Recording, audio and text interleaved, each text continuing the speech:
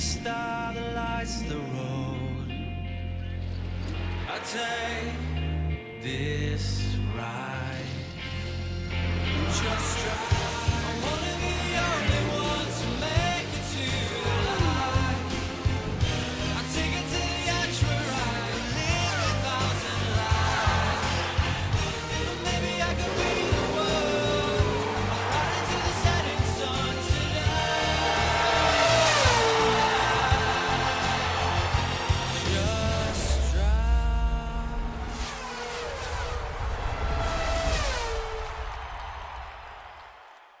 Hi, welcome back to Bahrain, and for the third day of the testing notebook. The big day, really. Lots of people have turned up from the FIA. Charlie Whiting's here. Team bosses have turned up. Christian Horner, Stefano Domenicali, Sam Michael from McLaren Mercedes. And so it's really starting to get serious. Not a great day for Red Bull so far. We'll tell you all that about that later, because obviously you can see we have Guido van der Garde from Sauber and a steering wheel. So thank you very much for Sauber for letting us have a look. We're going to explain the functions of the new steering wheel. Hi Guido, you well? Yeah, I'm good. Very good, thank you. Well, listen, let's get into it straight away. There are a lot more, aren't there? There's a lot more to do for a driver this year. Yeah, much more. I mean, last year you had the basic stuff, more or less DRS and the curse. But this year, yeah, you have much more things to do, and it's not easy. I mean, I'm listening quite a lot on the radio, and I've been playing a little bit also in the factory with the steering wheel. I haven't driven yet with it, but it's not easy, let's say. So let's have a look. What do we start with? Let's start here. I mean, of course, you have the big rotaries on the side.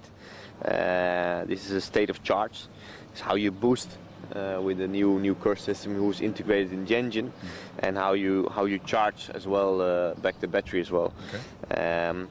Then pit limiter, fairly easy. When you come in the pit, you have to press it, so you have the constant speed. Radio, quite easy as well. You press it once, you can speak, and then you have to press it off as well. The S1 and S2 we have on both sides. Those are quick shifts with some maps as well, which you can integrate it and you can use it quite quickly.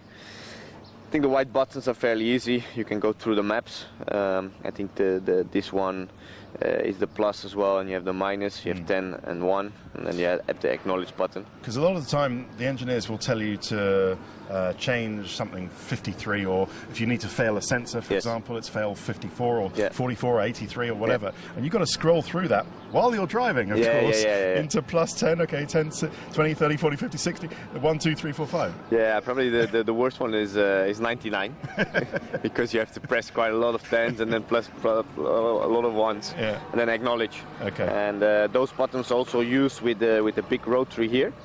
You can change also the plus and the minus, or the 1 and the 10. Okay, so that's a multifunction. That will go on to lots of different things that you can change, and then there's a specific change on here. What about some of the rotaries which are new on the side? On the side we have the pedal map.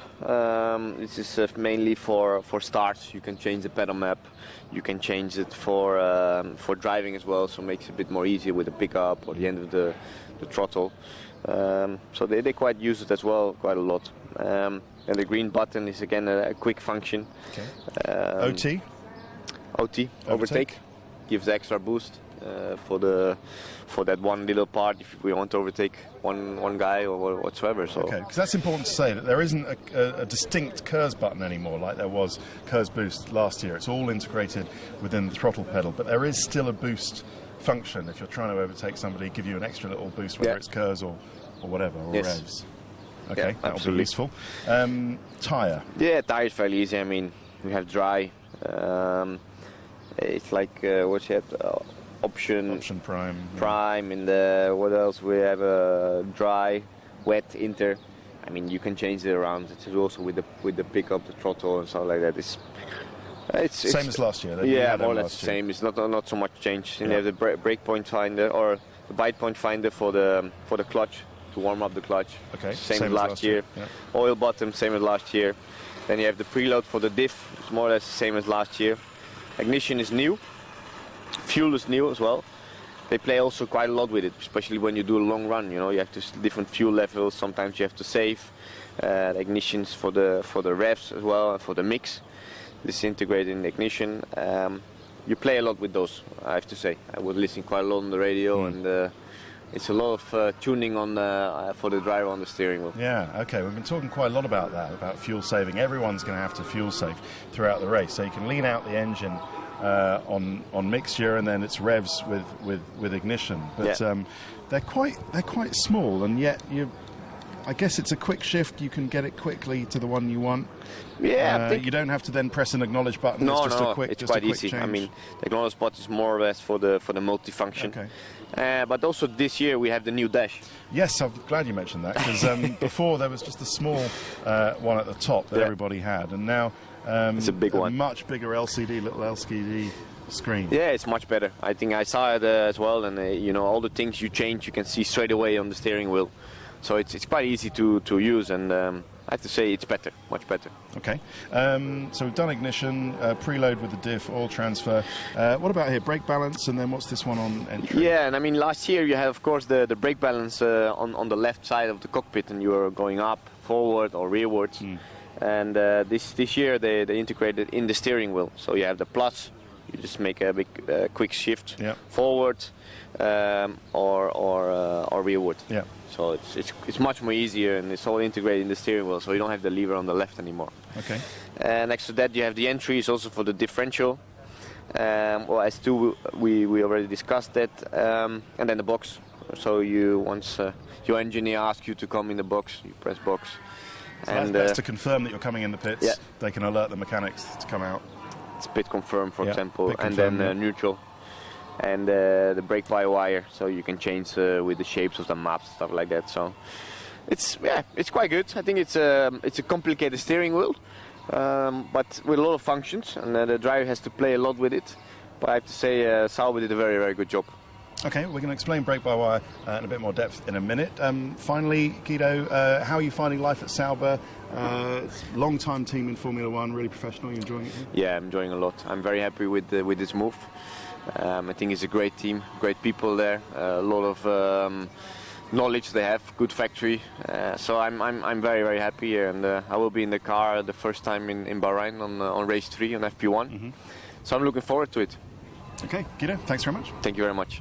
So as promised, let's have a look at brake-by-wire. Now, it's slightly complicated, so I've managed to get little images of the bits that we're talking about and put them on the what is the official notice board, which is just next to the podium area where the drivers come up after the race here in Bahrain. This is normally the FIA official notice board, but we will call it, shall we, the official notice board of explanation. But brake-by-wire is a bit like fly-by-wire. It's where the name comes from. On aircraft, there isn't a physical link between the control column and the ailerons and the flaps anymore. It's just electrical signals that go into a computer and then go through a hydraulic system to actually operate the flaps. And it's a bit similar to what there is in a car, in these F1 cars. So for the first year now ever, we've got this brake-by-wire system. But what it is really is just an active electronic hydraulic also brake bias control front to rear, and how much work the rear brakes do and how much engine braking is done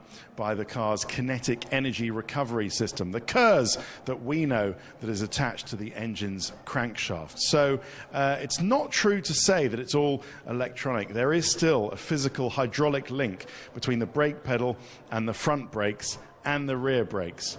That still exists. So let's go through it.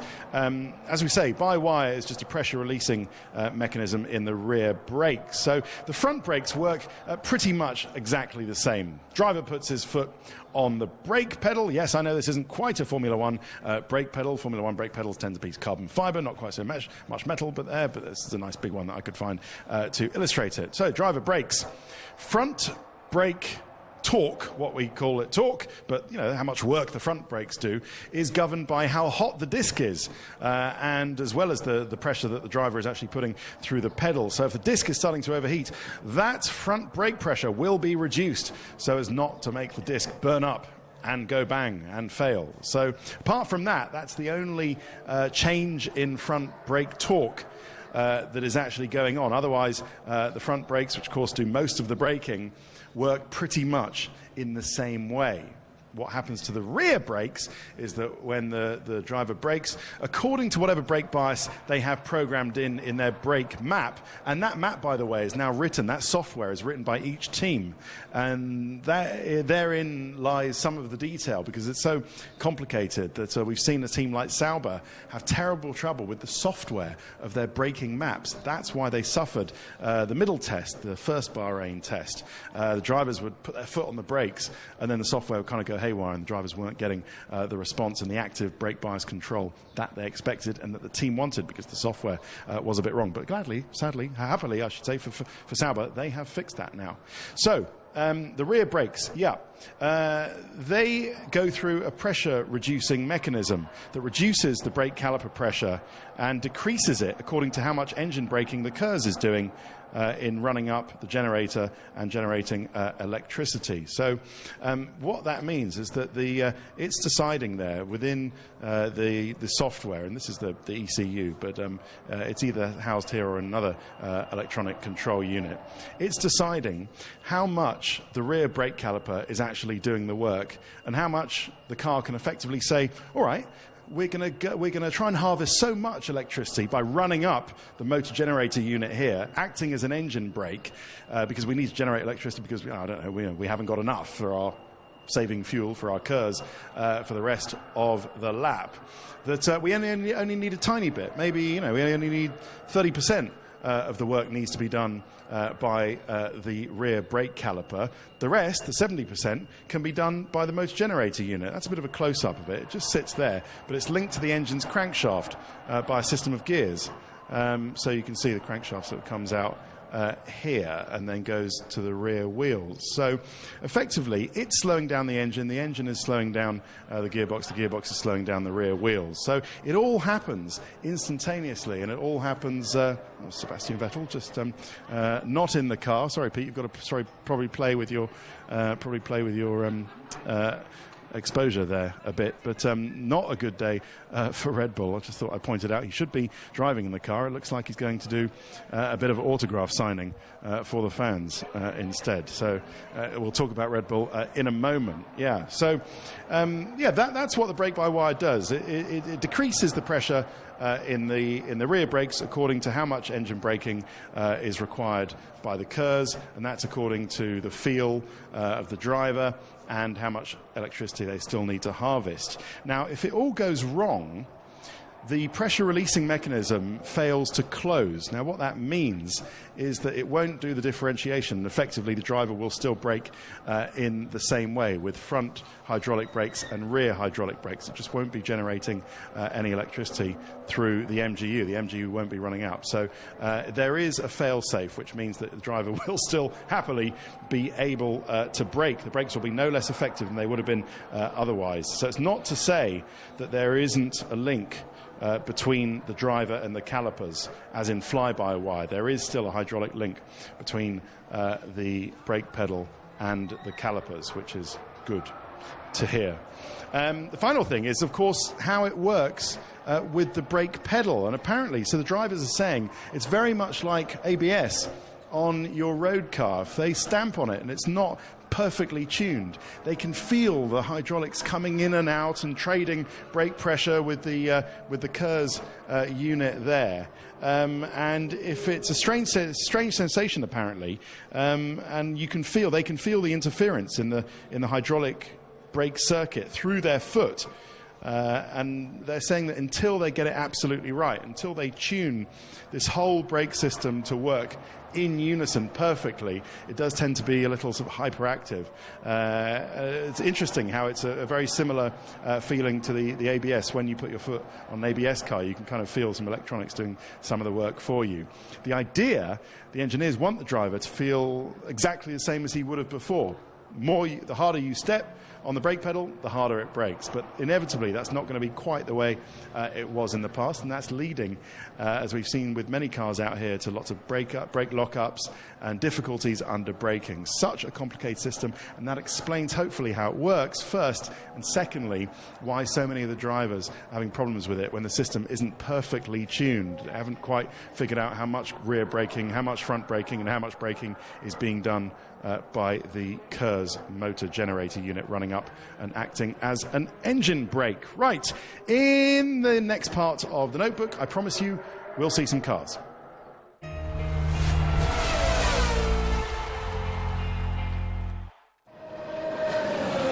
And as promised, welcome back to the pit lane. We're just coming to the end of the session. Nice and busy, some people coming in, and it's somewhat of a happy hour here, actually. People are putting new tyres on and going for their laps. There's Felipe Massa coming in on the super soft tyres. And we believe he was on the super soft tyres when he set the fastest lap of the test so far, which he did a few laps ago, which was a 1:33.2. beating Nico Rosberg's previous fastest lap, which was very impressive to show that Williams are well up there in the timing pages and with the performance that they have. So that is really impressive. Let's see if anybody else is coming in, Pete. Well, I thought I'd start at the back to begin with. We talk about Caterham, and what a great lap a day from them. It was almost as if they had somebody else's car out there, because it was reliable and it was relatively quick, with 110 laps on the board, and that is the most out of any Renault runner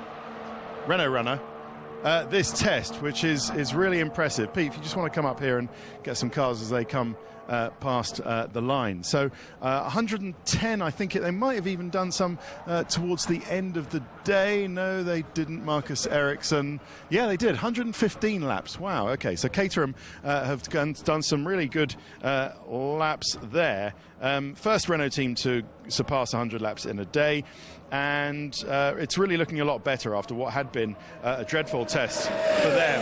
As you can see, Ericsson is on the super soft tyre at the moment. His time isn't brilliant. It's a couple of seconds slower than the Marussia, but the Marussia has been doing 1:37's best times. Ericsson's bettered his own time of a 1:41 previously. He's got down into the 1:39s.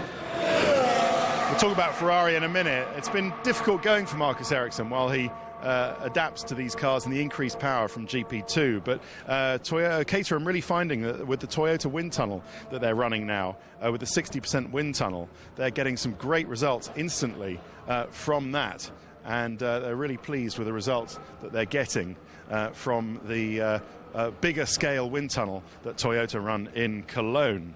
They're going to do race simulations. They've done race simulations today. Tomorrow they're going to do some more qualifying simulations, so we'll get a clear readout of how quick Caterham are compared to Marussia. It looks like Kobayashi's going to be a little bit quicker than Marcus Ericsson, as you would expect to start off the season, but that'll be another interesting storyline to see how quickly Ericsson adapts. You're probably going to see Ericsson towards the back of the grid often enough throughout the few races. But as we wait for Mercedes, I'll tell you about Marussia. They did 78 laps the last time I looked, with a 1:37.0. Jules Bianchi again bettering his best time and really getting down there. So another positive day for Marussia. They've signed a new director, partnership director, Luca Colliani, a man who I've got into battle, figuratively speaking, with over the years when he was the head of communications at Ferrari. But I tell you, he's a man who's certainly committed to his cause. Nico Rosberg comes in also on the super soft tyre. And one thing you can say about Luca Colliani, he will fight for whoever he's working for. And he'll certainly do a good job in whatever he does, whatever Marussia want to direct his efforts towards. Looks like we're having a little heat-soaked test here oh, it's a check of reverse. I love this. This always amuses me. It's always best when the driver can actually reverse it back into the garage with full lock-on. I remember someone did that a few years ago. They came and parked not in the pit box like that, Pete, but out in the front here. If I can just show you. If you can find me, Pete. They come out, they went into there, and the driver, can't remember who it was, actually reversed back into the pit box. All right, you can go back onto Rosberg now. That was, it's always fun when they prove that reverse gear is working. Just want to see if Williams actually stayed P1, but we've already talked about them. A few little aero updates, some winglets added to their mirrors, but a great lap from Felipe Massa, albeit on the super soft tyre, we believe, with a 33.2. Toro Rosso, better work for them. New nose cone with a sort of dimpled top and a new nose itself. You might as well, Pete, go on to the Ferrari. The nose itself is less banana and sort of more Gonzo's nose out of the Muppet Show, sort of eagle hook nose. It's interesting. Let's just say the change to the nose hasn't been on aesthetic grounds. It hasn't got much better aesthetically, but still. It is a change, and it will probably make the car go faster. But they also did a super soft sort of qualifying run. Kvyat got down from a 37.5 to a 36.1 on the super soft, so that wasn't too bad. Sauber, Adrian Sutil, seemingly the only man who had a worse day than Sebastian Vettel today. They had a fire after their first installation lap in the car. It did quite a lot of damage, and they were working pretty hard to fix it, and so much so that they decided to abandon work halfway through the day and just concentrate on getting it all fixed for tomorrow. So the times did, now I've found a timing monitor, end up as Massa quickest with that time we spoke about, the 33.2, followed by Rosberg, Raikkonen, Magnussen, Kvyat, Hulkenberg, Bianchi, Ericsson, Grosjean, who we'll get onto in a minute, Sutil with just that one outlap, and Sebastian Vettel. So we'll talk about Sebastian Vettel in just a moment. But another great day for Force India and for the Hulk, with a whacking great 100 laps or so. Hulkenberg did 115 laps. Yeah, so great effort from Force India. They are fast, they are reliable. How many times do we have to say it? Force India looking good. As are McLaren, I think we should say. Not the best news that Jenson Button said yesterday, that the new parts that they'd hoped they'd have for the last 2 days of this test haven't made it here in time. Reason unknown. Either they weren't ready or they couldn't get them out here in time. And so the new parts, all the new aero bits, will be debuted in First Practice 1 in Australia. Another reason for you to tune in, to get up early in the morning and tune into First Practice 1 with us in Australia, which should be good. But otherwise, a decent enough day with Kevin Magnussen for McLaren. Where should we talk about next? How about Lotus? Another bad day. Romain Grosjean has just said, we're not ready for the first race. And, okay, you could say that for quite a few teams, not least the world champions. But they had a motor generator unit K, the KERS, the energy recovery system that's attached to the crankshaft of the engine, the KERS that we know of on the cars in the previous few years. Nice close-up of the Marussia there, actually, as they take it down to the weighbridge. So they had a failure of that, and it really sort of made a mess of the rest of the engine area. And it meant that they wrapped up work with about an hour and a half, 2 hours left to go. Only 33 laps on the board. Fastest time of a Grosjean, 142.1 and 33 laps. Yeah, so another bad day. Lotus say they're not ready, and they're all in a bit of a state, but they're not alone on that. Ferrari, they do have a couple of new bits, but something Fernando Alonso was saying yesterday has actually caught my attention. I'm just going to call up on my phone, Pete, so go and have a look at something else while I actually bring out what it was that he said, because I've written it down in note form here on my phone. Right, he said it's all fuel saving. So the big question for me is the Ferrari thirsty? It seems to be all the messages we're getting is that it's just a little bit more thirsty than the Mercedes, because Fernando was talking about how much of his preparation in the winter has been in the simulator and focused on saving fuel. He said a couple of interesting things. He said, I've never had to worry about how much fuel the start uses. We use at the start, or indeed how much we use in a pit stop, because that's always been factored in. We've always had plenty of fuel to use, but now we do need to worry about that. How much fuel we're using with our great starts, and how much we have to use, and how much we have to conserve getting away quickly from the pit stops. So that's much of the fuel-saving efforts that they have to do. And that's been much of the winter preparation, is getting used to in the simulator fuel saving. He also said the cars are very complicated to drive. Thinking drivers, come on Pete, let's go back down towards the busy end, shall we? We've spoken about Toro Rosso. The drivers who can think about things and have that capacity as well as drive fast will win. Development will be key throughout the season, of course it always is. They reckon they're going to find at least 3 or 4 seconds throughout the season. So the cars, we're used to, with Formula One in previous years, we're used to seeing just maybe a few tenths, maybe a couple of seconds. They think they're going to find 4 or 5 seconds worth of improvement from Melbourne to Abu Dhabi at the end of the season. The new front wing is working well on the Ferrari, and even better, the correlation between the wind tunnel and what they're seeing on track is working very well. I've only got a minute and a half to tell you about Red Bull. Mercedes, I should say, next. Now that they're next to Red Bull in the pit lane, they're getting full-on experience of what Red Bull's mechanics' music choice is. And some of the Mercedes people aren't too impressed, and now they're sort of the downside of moving further up the pit lane. They're now next to the champions Red Bull, and they're finding out that their pumping music really isn't to their taste, which is quite funny. But they've had a decent day, have Mercedes. A couple of more little barge boards on their side pods, but we'll show you about them. Hello, in Development Corner tomorrow. And Red Bull, finally, they're 10 days behind, says Christian Horner. I've been saying that they're about a few weeks behind, but we'll see who's right on that when we get to Australia. Christian Horner says, no, I have no idea when we'll catch up. But I keep coming back to last year.